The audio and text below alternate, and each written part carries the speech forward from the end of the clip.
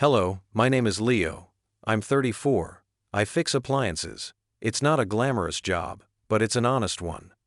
I work out of the garage of the house I grew up in, here in Northwood, a town that seems to have been built on the principle of things staying the same. The houses are mostly tidy ranches and split levels, the lawns are green, and the quiet is a thick, heavy blanket that settles over everything after 9 o'clock at night. My life fits right in. It's quiet, it's predictable. It's a perfectly functioning machine that performs the same tasks day in and day out. My van is a rolling toolbox, a chaotic but organized collection of wrenches, multimeters, and spare parts that rattle and clink with every turn. The smell inside is a permanent mix of ozone, refrigerant, and the faint, sweet scent of WD-40. It's the smell of my life. I spend my days driving these familiar streets, pulling into driveways, and stepping into the small, contained dramas of other people's homes. A dishwasher that won't drain. A refrigerator that has lost its cold. A dryer that shrieks like a banshee. People are always grateful when you can bring a machine back from the dead. They see it as a small miracle, a restoration of order in their world. I see it as a puzzle, a series of logical steps, a problem with a solution. I wish everything were that simple. My own house is a museum of a life that isn't mine anymore. It was my mother's house. Every piece of furniture, every picture on the wall was her choice. She passed away 3 years ago, and I haven't had the heart or the energy to change a thing. Her favorite armchair still sits by the window, a faded floral pattern worn smooth over the years. Her collection of porcelain birds gathers dust on the mantelpiece. Sometimes I feel like a ghost here, just a caretaker for memories. The silence is the loudest thing in the house. It's a presence, an entity that occupies the empty spaces she left behind. My workshop in the garage is the only place that feels truly mine. It's messy, functional, and honest. The concrete floor is stained with oil. The pegboard walls are a dense constellation of tools, each one hanging in its designated spot.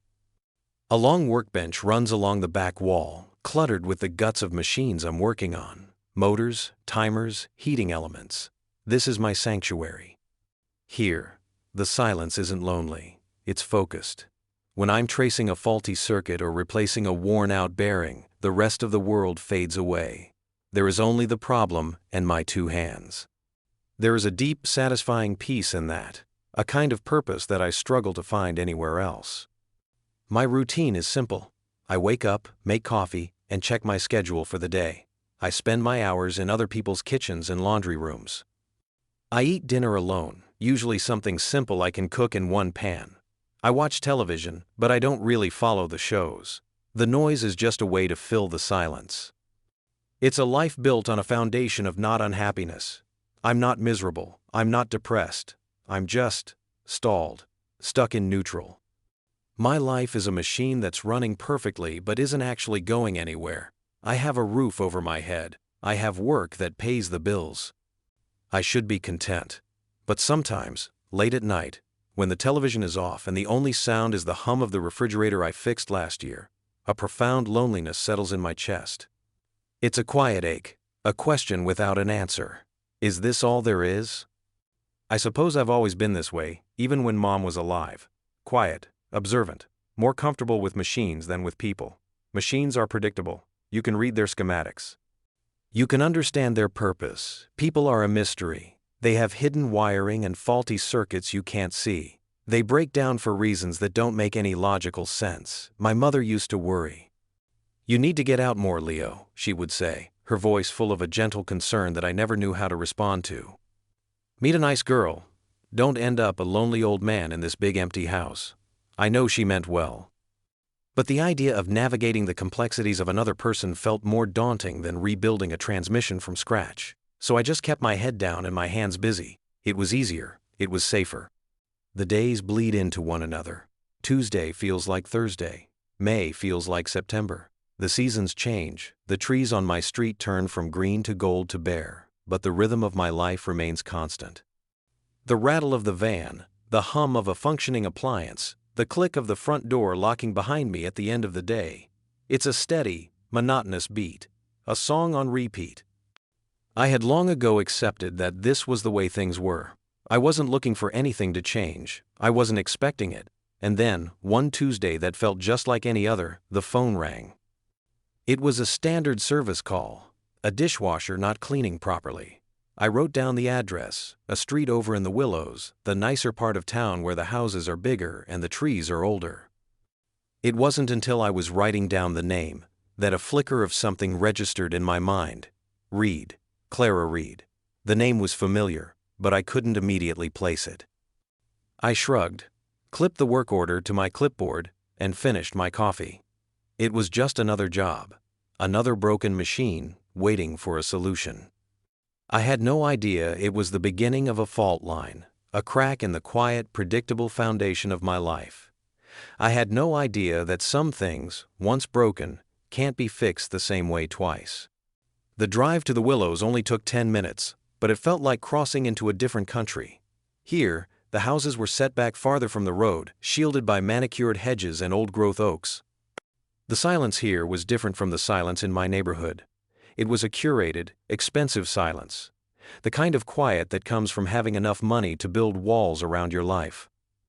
I pulled my van up to a large, 2-story colonial with pristine white siding and dark green shutters. It was perfect, almost too perfect, like a painting of a house. There wasn't a single weed in the flower beds, not a stray leaf on the immaculate lawn. I grabbed my tool bag and walked up the stone pathway. Before I could ring the bell, the heavy wooden door swung open. A woman stood there, framed in the doorway. She was tall and slender, with dark hair pulled back from her face. She was beautiful, but it was a tired kind of beauty. The sort you see in old photographs, where the smile doesn't quite reach the eyes. And then, I recognized her. It was like seeing a face from a dream, fuzzy around the edges but instantly familiar. Clara Reed. She was one of my mom's friends. From her book club, I think. I remembered her from years ago, at summer barbecues or holiday parties at our house. She was always the one with the loud, infectious laugh, the one who told the best stories. The woman standing in front of me now looked nothing like that memory. The laughter was gone. Her eyes, a deep shade of blue, were shadowed with a weariness that seemed to go right to the bone. "Hello?" she said, her voice soft, uncertain. "Mrs. Reed?" I asked, holding up the work order as if it were a shield. "I'm Leo, from Apex Appliance Repair. I'm here about the dishwasher." Her eyes widened slightly in recognition. A small, sad smile touched her lips. "Leo, of course. You're Eleanor's boy, aren't you?" I nodded. "Yes, ma'am." "Please, call me Clara," she said, stepping back to let me in. "It's been a long time. You've grown up." I stepped inside.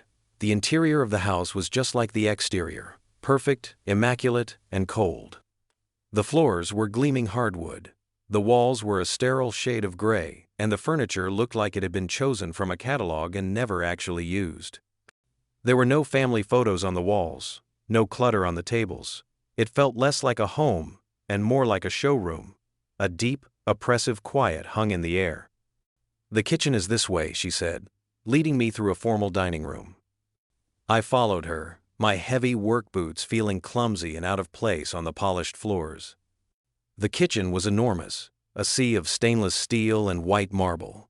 It looked like a professional chef's kitchen, but there was no smell of food, no sign that anyone ever actually cooked here. The dishwasher in question was a high-end model, seamlessly integrated into the cabinetry.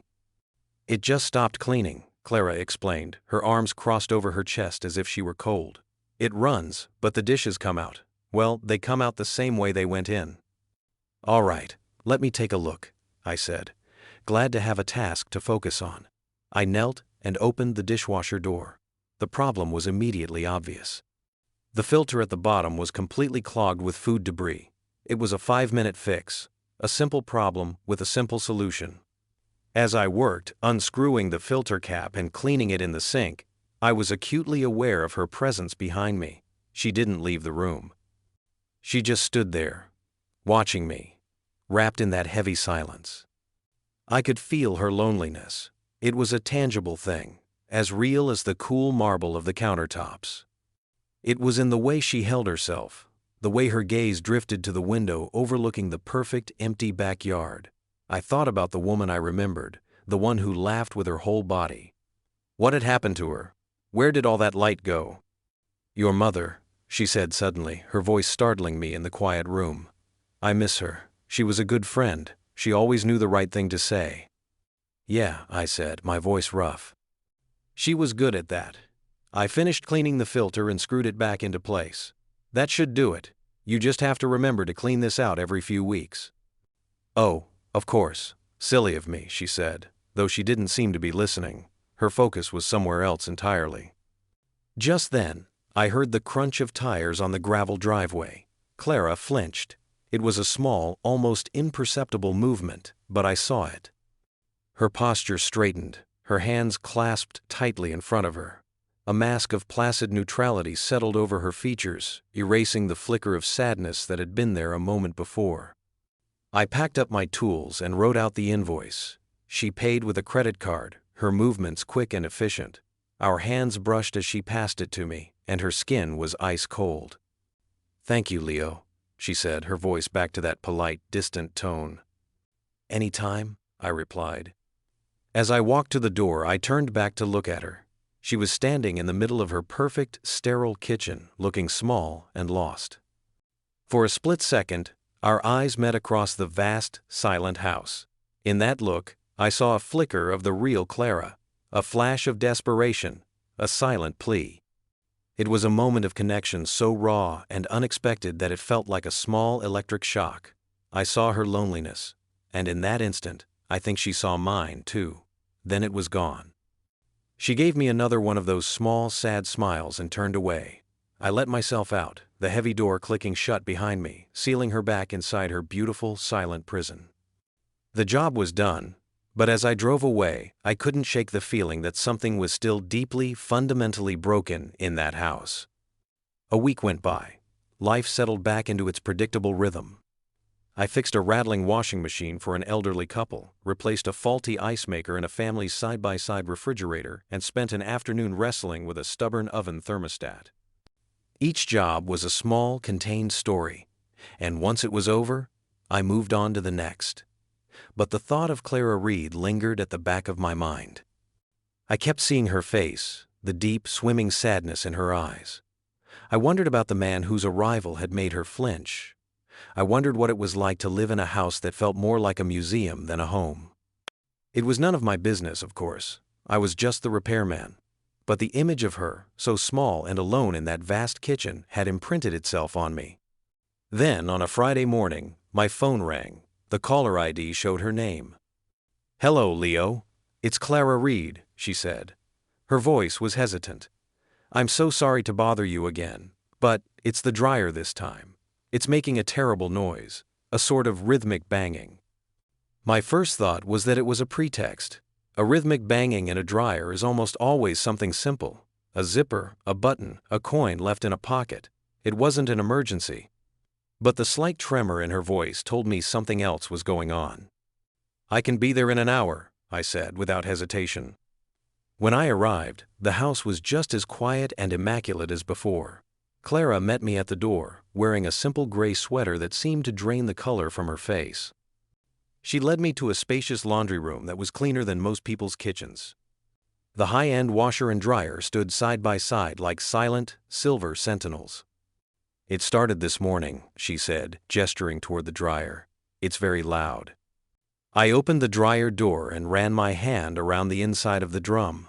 My fingers closed around a small metal object tucked into one of the baffles. I pulled it out. It was a quarter. I held it up for her to see. I think I found your culprit. A faint blush crept up her neck. Oh, my goodness, I feel so foolish. I should have checked. It happens all the time, I said, trying to put her at ease.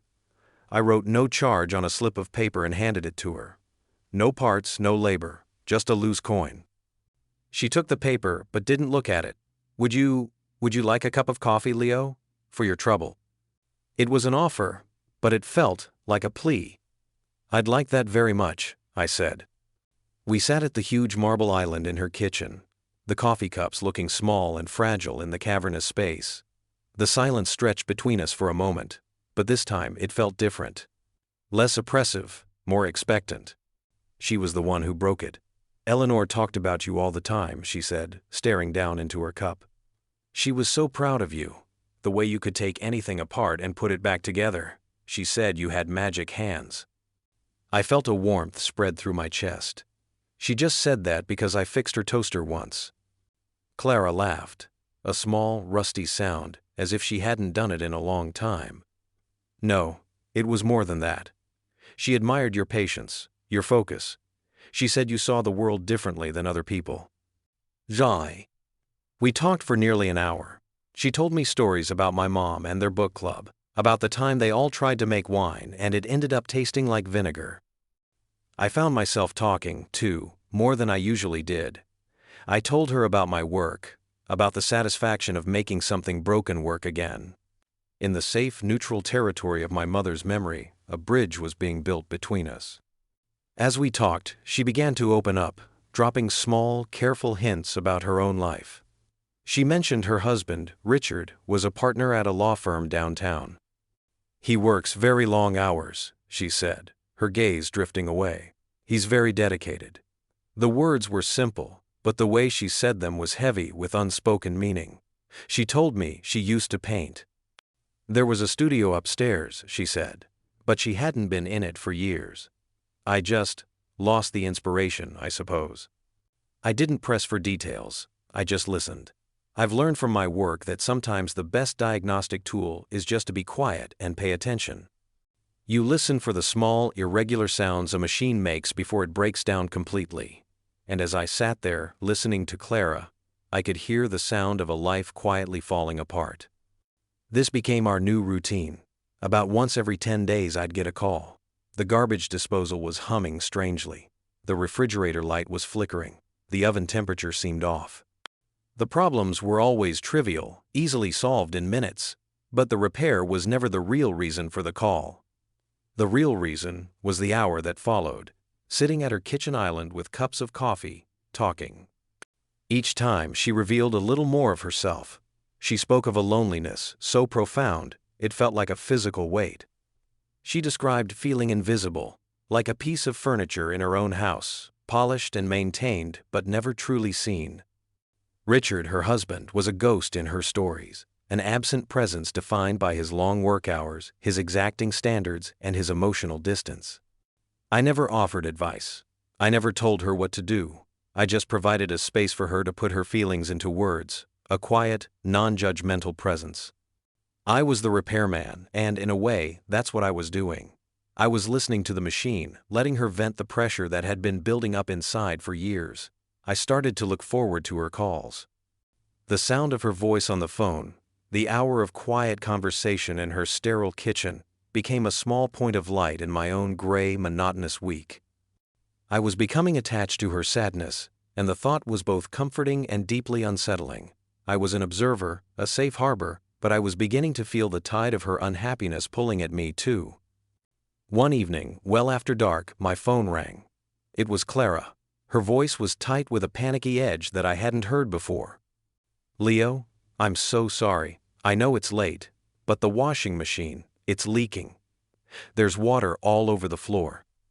I'm on my way, I said, already grabbing my keys and pulling on my jacket. The drive over was quick, my headlights cutting through the dark, quiet streets of the Willows. All the perfect houses were dark, their occupants asleep. A sense of foreboding settled over me. This felt different from her other calls. The panic in her voice had sounded real. She opened the door before I even knocked, her face pale in the dim porch light. She was wearing a silk robe, and her feet were bare. She looked like she'd been caught in a storm. "It's in here," she whispered, leading me to the laundry room. I saw the leak immediately. It wasn't a flood. It was a small puddle of sudsy water on the tile floor, the kind of overflow that happens when you use too much detergent. This was, by far, the flimsiest excuse she had ever come up with. My heart sank. Something was wrong, terribly wrong. I grabbed a few towels from a shelf and cleaned up the water in silence. It took less than a minute. When I stood up, I saw that she was crying. Silent tears were tracking down her cheeks, glistening in the harsh utility light. She wasn't even trying to wipe them away. "Clara?" I asked softly. She just shook her head, a gesture of complete and utter defeat. I finished packing my small tool bag, my movements slow and deliberate. I didn't know what to do, what to say. All my knowledge of circuits and motors was useless here. This was a human problem, a system I couldn't diagnose. "Well," I said, my voice sounding unnaturally loud in the small room. "All cleaned up. Just try to use a little less soap next time." It was a stupid thing to say, a retreat into the familiar script of my job. She nodded, still not looking at me. I walked toward the door, my footsteps echoing in the silent house. I felt like a coward, running away from a problem I couldn't fix. As I reached the front door, her voice, small and broken, stopped me. "Leo, wait." I turned. She was standing in the hallway, hugging herself, the picture of misery. Could we just sit for a minute, please, not in here, outside?" I nodded. Of course. She followed me out to my van. The air was cool and damp. I unlocked the passenger door for her, and she climbed inside, pulling her robe tightly around her. I got in the driver's side and shut the door, plunging us into a cocoon of silence and darkness, broken only by the orange glow of a distant streetlight. The smell of oil and metal in the van felt grounding, real. We sat there for a long time without speaking. I didn't start the engine. I just waited. I could hear her ragged breathing, the occasional sniffle as she tried to control her tears. Finally, she spoke, her voice so quiet I had to strain to hear it. "I'm so tired, Leo. I'm just so tired." The words came out in a rush, a torrent of pent-up frustration and despair. She told me about her evening. Richard had come home, found a single fingerprint on a wine glass she had just washed, and had launched into a cold, quiet lecture about standards and appearances. He hadn't yelled. He never yelled. It was worse than that. It was a calm, surgical dismantling of her worth. He made her feel small, incompetent, and foolish. "He doesn't even see me," she whispered, her gaze fixed on the windshield. "I'm just a part of the decor, something that has to be kept polished and perfect. And I'm not perfect. I keep leaving fingerprints on things."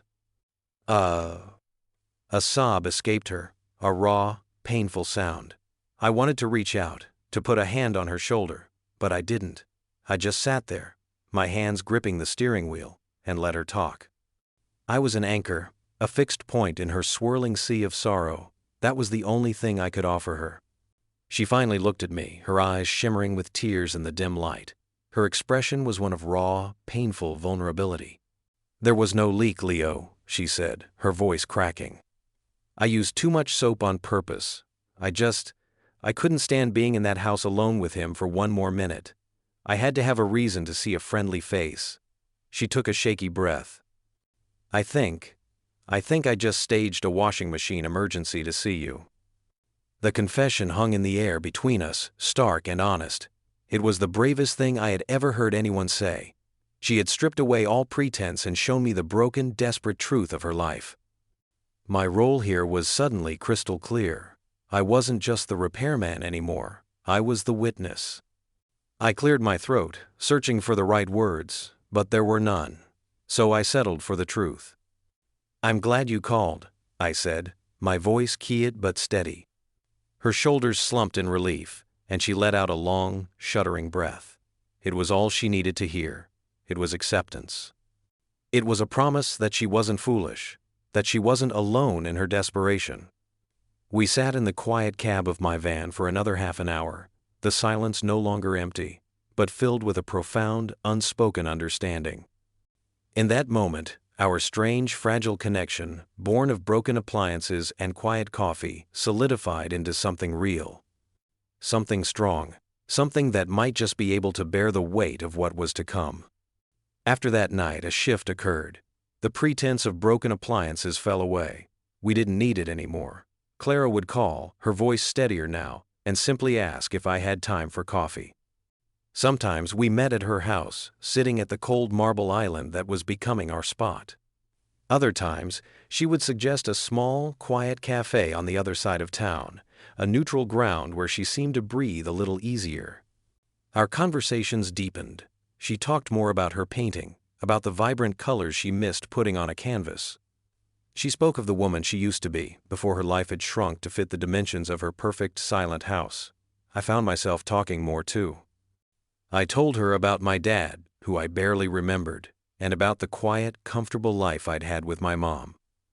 I even told her about my own sense of being stalled, of living a life that felt like it was on pause. In sharing our separate loneliness, we somehow made it feel less absolute. One afternoon, I was at her house for a legitimate repair.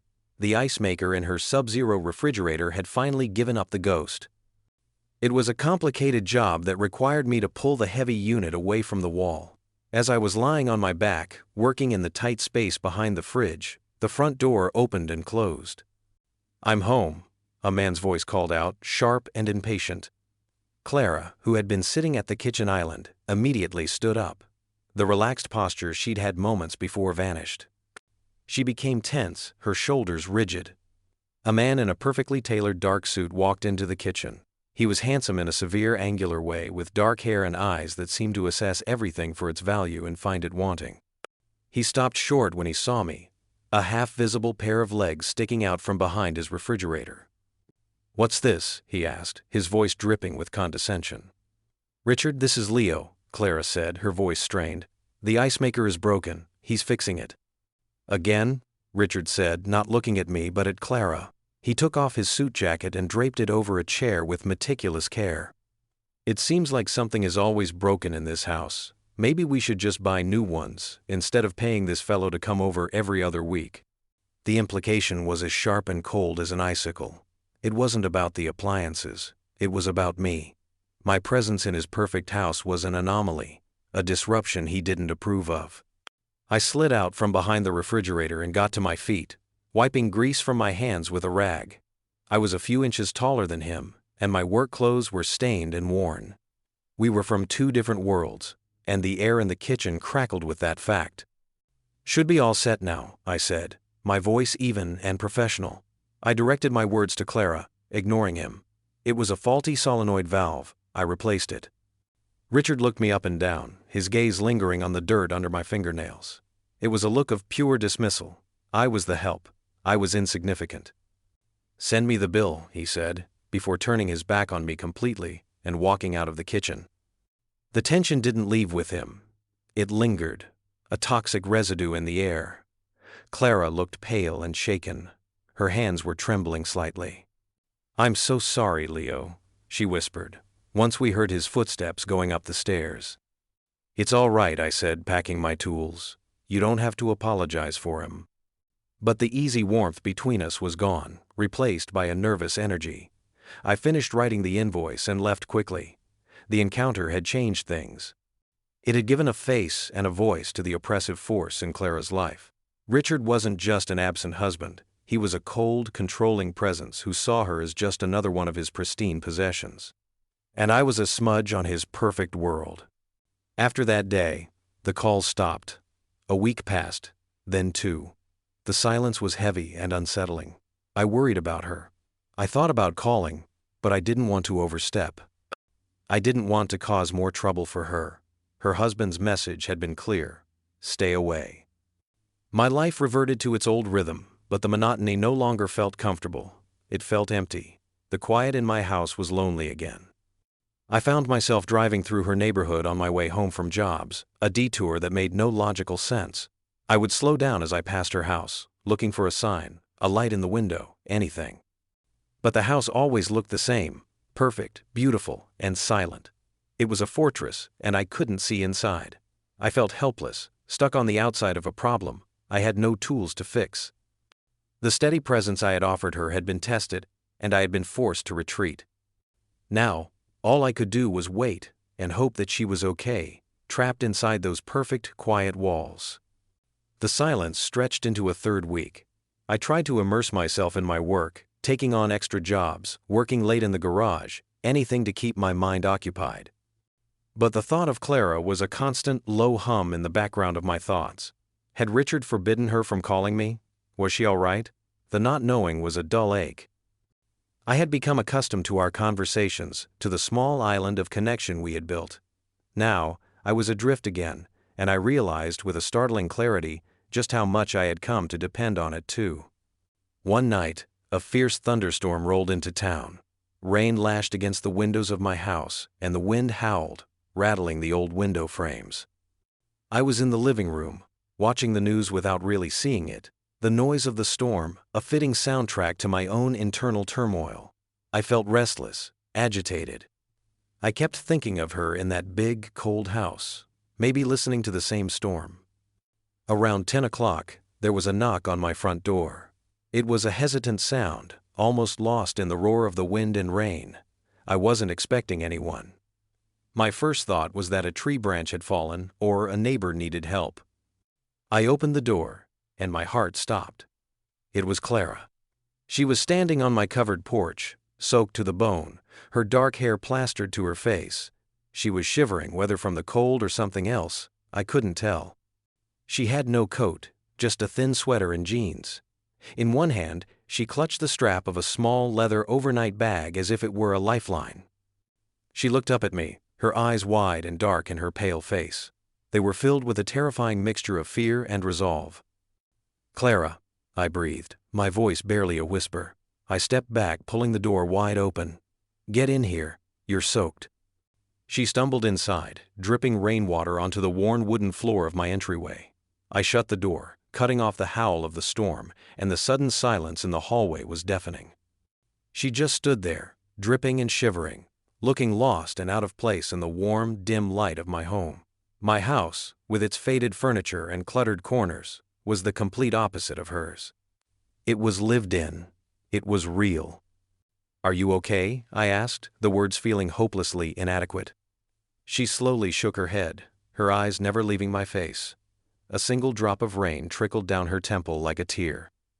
She took a shaky breath, and when she spoke, her voice was a raw, broken whisper, but it was the clearest thing I had ever heard. "I couldn't sleep without seeing you." The words hit me with the force of a physical blow. It wasn't a declaration of love, not in the romantic sense. It was something far more fundamental. It was a confession of absolute need. In the entirety of her world, a world of wealth and manicured lawns, and a husband who demanded perfection, I was the only safe place she could think to run to. I was the one friendly face. The one person who wouldn't judge, who would just listen. I didn't know what to do, so I did the only thing I could. I became practical. "Here," I said, my voice rough with emotion. "Let's get you dry." I grabbed a thick towel from the hall closet and gently draped it over her shoulders. I took her small, wet bag and set it on the floor. Then I led her into the living room, away from the puddle she was making in the hall. I sat her down in my mother's old armchair and went to the kitchen to make tea, my hands moving on autopilot. As the kettle whistled, I leaned against the counter, my mind reeling. She was here. She had left him. The finality of it was staggering. She had run from her prison and come to my door. I brought her a steaming mug of tea, and she wrapped her cold hands around it, letting the warmth seep into her skin. She told me what had happened, her voice quiet and flat, as if she were recounting a story about someone else. There had been another fight, another cold, cutting criticism from Richard over some insignificant detail. But this time, something inside her had snapped. The part of her that had always tried, always smoothed things over, always absorbed the blame, had simply broken. "I just looked at him," she said, staring into the tea, "and I didn't see my husband. I saw a stranger I had been living with for 15 years. And I knew I couldn't spend one more night in that house." She had walked upstairs, packed a few things in a bag, and walked out the front door. He hadn't tried to stop her. She said he just watched her go with a look of mild annoyance, as if a painting had fallen off the wall. She got in her car and drove, with no destination in mind, the rain blurring the world outside. And then she had found herself on my street. Her car was parked just outside, its engine silent, looking like a dark, sleeping animal in the rain. "I didn't know where else to go," she whispered, finally looking up at me. Her eyes were full of fear, but also a flicker of something new, a flicker of freedom. "You can stay here," I said, the words coming out before I had even thought them through. "As long as you need. The guest room is made up." It was my mother's old room. It felt right somehow, offering her the safest space I had. She gave me a watery, grateful smile. Thank you, Leo. I showed her to the room, gave her a dry t-shirt and a pair of old sweatpants to wear, and left her alone. I spent the rest of the night on the couch in the living room, listening to the storm outside and the quiet sounds of her settling into the room down the hall. I didn't sleep. I just kept watch, a silent guardian at the gate of her new, uncertain life. She had made a choice, a huge, terrifying, life-altering choice. My role in it was passive, but essential. I hadn't told her to leave. I hadn't encouraged it. I had simply been there. I was the witness, the anchor, the quiet repairman who had, without intending to, become her only safe harbor in the storm. The morning after the storm was bright and clean. The world washed new. I woke up on the couch to the smell of coffee. Clara was in my kitchen, wearing the old t-shirt and sweatpants I'd given her. They were too big for her, but she looked more comfortable, more herself, than I had ever seen her in her own home. Her hair was still damp, and her face was free of makeup. The deep, weary sadness in her eyes was still there, but it was tempered by a fragile sort of peace. "I hope you don't mind," she said, gesturing to my old coffee maker. "I found everything." "Help yourself," I said, my voice thick with sleep. We drank our coffee in a comfortable silence, the morning sun streaming through the kitchen window. The awkwardness I had feared might exist between us wasn't there. Her presence in my house felt surprisingly natural, as if a missing piece had quietly clicked into place. "I need to figure out what to do next," she said, her voice calm and measured. She was no longer the panicked, desperate woman from the night before. She was thinking, planning. "I can't stay here, Leo. It wouldn't be right." "You can stay as long as you need," I repeated. "There's no rush." She shook her head. "No, I need my own space, a neutral corner." She told me a friend had recommended a lawyer who specialized in divorces like hers. She needed to call her. She needed to find a motel or a short-term rental. She was taking control, one small, practical step at a time. My role, I realized, was to be her support system, but not her crutch. I drove her to a clean, respectable motel on the edge of town. I waited in the car while she went in to book a room for a week. I helped her carry her single, small bag inside. My involvement was quiet and practical. I was the driver, the heavy lifter, the steady presence in the background. I didn't offer opinions or advice unless she asked. I was letting her lead, letting her rediscover her own strength. The days that followed were a blur of logistics. She met with the lawyer. She opened her own bank account. She began the slow, painful process of untangling her life from Richard's. I made myself available. I'd bring her dinner at the motel, simple meals I'd cooked at home. We'd eat out of takeout containers, sitting on the edge of the stiff motel bed, talking about her day. She was navigating a minefield of legal documents and financial statements, but she was doing it with a quiet determination that I found myself admiring deeply. One afternoon, she asked me to go with her to the house. She was allowed to retrieve her personal belongings, and she didn't want to go alone. We drove there in my van. Pulling into that familiar driveway felt strange, like we were trespassers. Richard's car was gone. The house was empty. Walking back inside was surreal. The house was as perfect and silent as ever, but now it felt different. It wasn't just cold, it was dead. It was a beautiful, expensive tomb. Clara moved through the rooms with a detached efficiency, gathering her clothes, her books, and, most importantly, her art supplies from the dusty upstairs studio. She packed them into boxes with a focus that was almost clinical. She was excavating the pieces of herself that she had buried there for 15 years. I just carried the boxes out to the van. As I loaded the last one, a large case full of canvases and paints, I saw Richard's car pull into the driveway. My body tensed. He got out of his car and stood there, watching us, his face an unreadable mask of cold anger. He didn't say a word to Clara. He looked directly at me. "Get off my property," he said, his voice low and menacing. Clara stepped between us. "He's with me, Richard," she said, her voice shaking slightly but firm. "He's helping me." Richard's lip curled into a sneer. Of course he Island, the helpful repairman. He gave a short, bitter laugh. "I hope you know what you're doing, Clara. You're throwing away a very comfortable life." "It was your life, Richard, not mine," she said quietly. I'm going to go find my own now.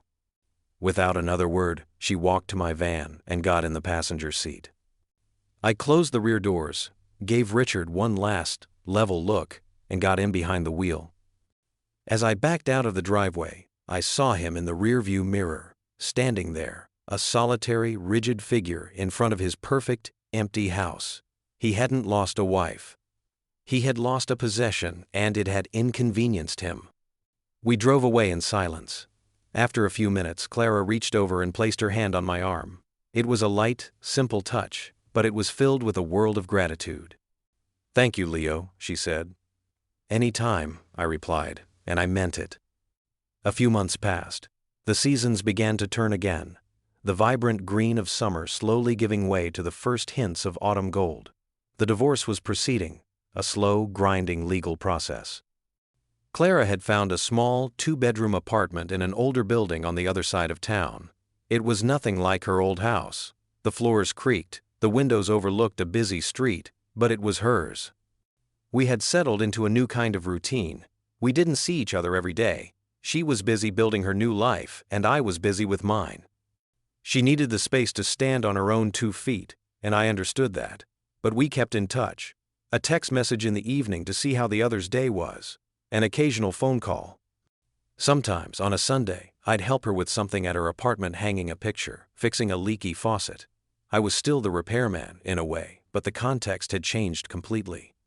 We were friends. One of her apartment's bedrooms had become her art studio. The first time I saw it, I was stunned. Canvases were everywhere, some finished, some in progress. They were vibrant and alive, filled with bold strokes of color and emotion. She was painting again, and the joy it brought her was visible. It was like watching a flower that had been deprived of sunlight finally turn its face to the Sunday. The light was coming back into her eyes. The tired, haunted look was gone, replaced by a calm serenity. She was becoming the woman I had heard about in my mother's stories, the one full of life and laughter. One crisp Saturday afternoon in October, I got a text from her. Coffee? The little place on Main Street, my treat. I smiled. On my way. The cafe was bright and cheerful, filled with the smell of coffee and cinnamon and the low murmur of conversation. I saw her sitting at a small table by the window, a cup of tea in her hands. She was wearing a simple blue dress and a soft, chunky knit cardigan. She looked up as I walked in and gave me a smile so genuine and bright, it felt like it could power the whole town. Hey you, she said as I sat down. Hey yourself, I replied. We talked for over an hour, the conversation easy and comfortable. It wasn't about her past anymore, or Richard, or the divorce. It was about the present. She told me she had submitted a few of her paintings to a local art show. She was nervous but excited. I told her about a project I was working on in my garage, restoring an old vintage refrigerator from the 1950s, just for fun. We talked about books and movies, and the changing colors of the leaves. It was normal. It was simple. And it was wonderful. There was a sense of balance between us now. I was no longer just the quiet listener, the stoic anchor. She asked about my life, my work, my feelings. She had been so consumed by her own escape that she was only now able to see the contours of my own quiet cage. She saw my loneliness, not as a weakness, but as a part of who I was, and she accepted it without judgment, just as I had accepted her sadness. As we left the cafe, we walked together down the street, the autumn air cool on our faces.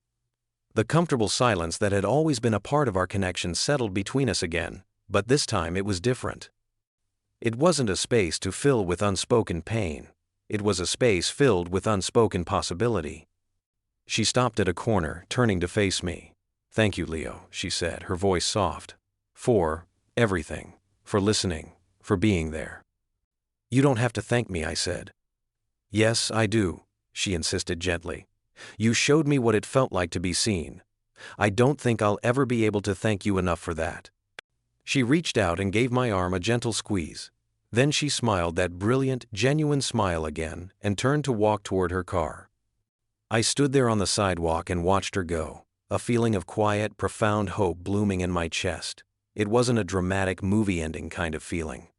It was something much quieter, much deeper. It was the feeling of a machine, long dormant, finally clicking into gear.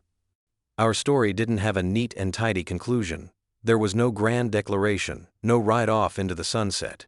We were two people who had found each other in the quiet wreckage of our lives. She was healing, and I was, in my own way, waking up. This wasn't an ending. It was a beginning. I turned and started walking toward my own van, the familiar rattle of my keys in my pocket a comforting sound. The future was an unknown territory, a schematic I hadn't seen yet. But for the first time in a very long time, I wasn't afraid of it. I felt a sense of peace settle over me, a quiet understanding. She was right. Some things aren't broken beyond repair. They're just waiting for a safe place, a gentle hand, a reason to start working again. And maybe, I thought, as I drove home through the golden afternoon light, maybe I was too.